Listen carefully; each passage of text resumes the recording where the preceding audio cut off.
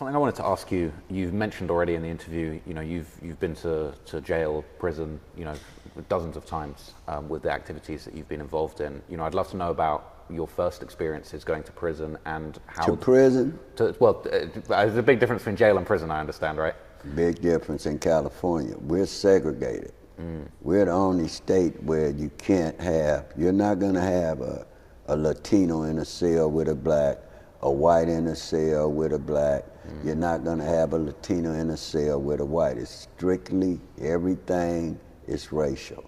Selling, eating, weight pile, where you sit, everything is segregated.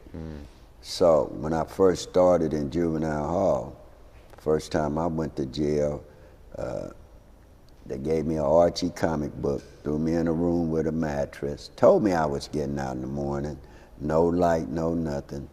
And I had that Archie comic book and I was crying and reading. I wanted my mama. Yeah. But I was getting out. My mama came and got me, and the next day I was back in there probably 2 or 3 days later, and I never quit going after that. Yeah. Because they believed in rehabilitation. We just go in there, your mama was your bail bondsman. And then I remember early in the game, my mama was crying, and I told her, you do the crime. This one, she'll tell you, I told her early, you do the crime, you do the time. And it was simple as that. But now when we started going to prison, that's a whole different ball game, because now the prisons, they've been waiting on Crips. Crips, because they look at it as the Bloods fighting Crips, so they cool with them. See how this goes? So the game flipped, and now when we go to prison, you got the Mexican Mafia, you got the UBN that's fit to start, you got the Bloods, you got the BGFs, you got the Muslim, Sunni, Unorthodox, you got the police, you got the Black Panthers, you got the Aryan Brotherhood, and you really got the police. All of them against the Crips. So we had it where San Quentin, they got them where you in segregation, and you might have your hands, everything you do, you go in handcuff, and then the police put you in the cell, but they don't let a Mexican up under the cell that's hiding up under your bunk, so when they close the gate, your hands tied. And they kill you. In fact, they killed a friend of mine, Louis Montgomery. So then the prison, we went and had to fight about 19, I started going 79 to prison. We fought about 18, 20 years to establish our position in prison. Because when Raymond Washington and those that were older there, it wasn't that many of them. And they were 18, 19, 20. And there wasn't a big group. But we were juveniles. But when they started going after 76, 77, when they started turning 18, that's when the prisons, they were waiting on them. They would tell you, tuck your rag. Really? And they out there, you talking right after George Jackson them, they got a graveyard up in there. Really? We young.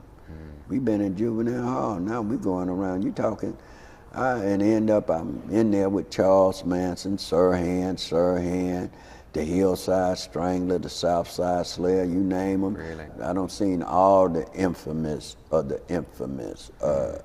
killers doing this. So whatever. So it ain't just about the gangs in my life. I've been around an extraordinary amount of people, infamous, famous, or infamous.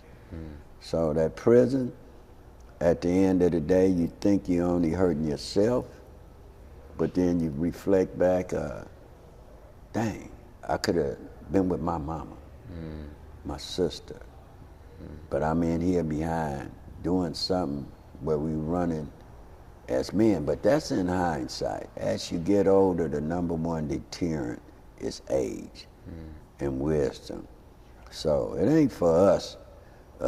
We can tell you the path we've been down, but it's up to the youth to make the decisions on what you're gonna do to better your life. If you thinking this the way you wanna live, to where you go and be told when to shower, when to wash your ass, when to eat, and you think your ass and you think it's cute, all that was fine at an early, but when you at this age, I wouldn't want to see nobody go and do that. You know, and it really begs the question, who has more rights in America, a black man or an animal?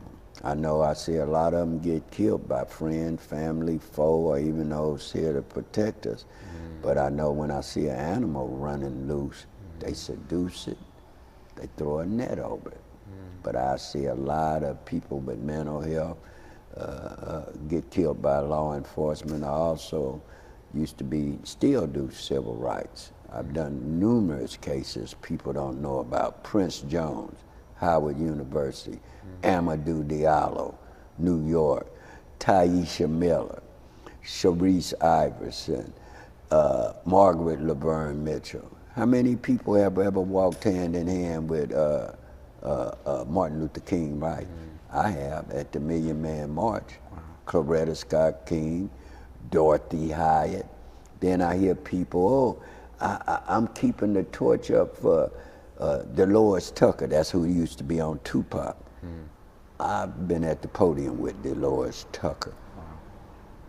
So a lot of things, our voices are overshadowed by hypotheticals. But when you sit them on this couch and tell them to talk about what they do, it ain't gonna match up. So it's good that you having this show, because our voices need to be heard. And a lot of times, I learned this from the Black Panthers, the truth cannot coexist in a conversation with a lie. That's why I don't even really do too many podcasts. Yeah. What I'm gonna do that for, to be in competition about people that are just running their mouth, but what are you doing to give back? And you ain't lived a life, so I don't even waste my time. I do what I do. I totally agree. You know, I feel like it's what you say, the truth can't coexist with a lie. You know, you have to be selective about where you actually, you know, communicate your information, and making sure that you're kind of representing what's really true and what really happened. And a lot of times we can't really say what we want to say because of the age. You got guys where they might be grandfathers now, and their family don't even know they passed. See how they go? Yeah. Okay, so I know this is a question you've been asked before, and it's not necessarily something you necessarily want to answer directly, but I know there's been a lot of controversy and different opinions about where the name Crips comes from. You know, there's been different reports. Raymond's half-brother, Denard Burton, from what I understand, has told some kind of certain stories of his opinion of where it comes from, the term the Crips, whether it comes from the Cribs or the idea of people being like cripples. Is that something that you can speak on as far as where that comes from, or what your opinion would be on the history of the name the Crips? Well, I can give you my opinion, and I also can show you the tape that I have of the guy that got into it with Raymond. We're from the West Side. We never, I told you Raymond and Tookie didn't know each other. So you thinking they gonna come? Nah. The West Side, we've always been Crips. We carrying canes and stuff like that. Now, my interpretation, the Crips were never even known. Tell the Ballou murder, like I said publicly, and if they would have still had the newspapers and the archives, you'd have seen that when they first started describing Crips in the newspaper, they announced them as the Crippling Gang, because they dressed like a bunch of cripples, is how it was described. They carried canes, they wore gloves, and they looked to be cripples with their cane. To me, it was shortened to Crip, Raymond and them. But we've never, when Raymond and them were over there, they were Crips, C-R-I-B-B. Now you'll hear a million interpretations, but really at the end of the day, what difference it makes? So it's a hypothetical question, whether they did it or not. It don't even really matter to me. or nobody else, unless you just want to be king of the third island. Yeah. And that can happen. Mm.